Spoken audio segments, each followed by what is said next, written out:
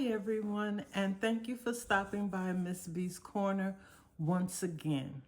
I hope you're having a wonderful day because I am. The sun is shining bright, and it's a little chilly, a little nippy out there this morning, but all is well. So, today, what I'm going to talk about is the Social Security has provided another press release about how they handle reported death records. Their death records is as what they call them. There's been a lot going on in the news about Social Security either paying people who are over 150, 300 years old, or then there came an instance that was in the news that someone was reported as being deceased and they weren't. So this is in relation to that particular situation where somebody's being reported as being deceased, but they're not deceased, and the Social Security wanted to make sure that they put out that information so that people know how they deal with that. It just like we read over the press release about the aged records, we're going to go over and read about this one as well. So, the Social Security provides updates to its death record. Social Security announced yesterday that more than 3 million deaths are reported to the Social Security Administration each year, and explains that the agency's records are highly accurate. Of these millions of deaths reported each year, less than 1/3 of 1% are erroneously reported deaths that need to be corrected. That's a very, very small percentage. Deaths are reported to Social Security primarily from states, but also from other sources, including family members, funeral homes, federal agencies, and financial institutions. In a 2008 audit report, the IG noted that Social Security receives most death reports from funeral homes and or friends/family members of the deceased, and Social Security considers such first-party death reports to be verified and immediately post them to the death master file.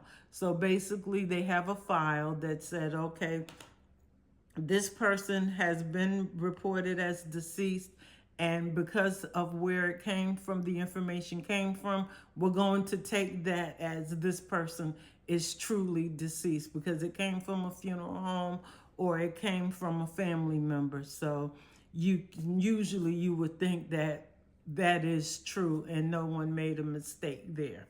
But it could have been, but usually they're going to take that one as word, and that it's really, really an accurate reporting. Instances where a person is erroneously reported as deceased to Social Security can be devastating to the individual, spouse, and dependent children.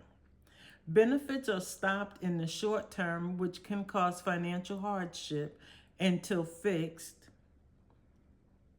and the benefits restored, and the process to prove an erroneous death will always seem too long and too challenging. If a person suspects that they've been incorrectly listed as deceased on their Social Security record, they should contact their local office as soon as possible.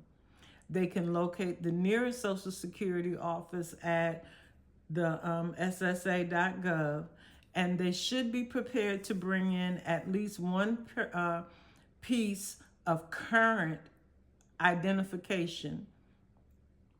And Social Security takes immediate action to correct its records, and the agency can provide a letter that the error has been corrected and that it can be shared with other organizations, agencies, and employees.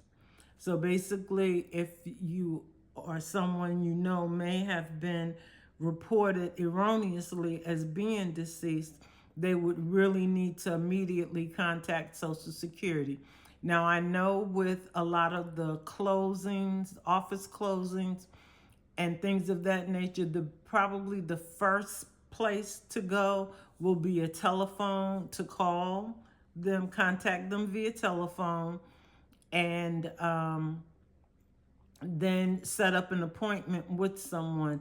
They may have to travel to get to the Social Security office in order to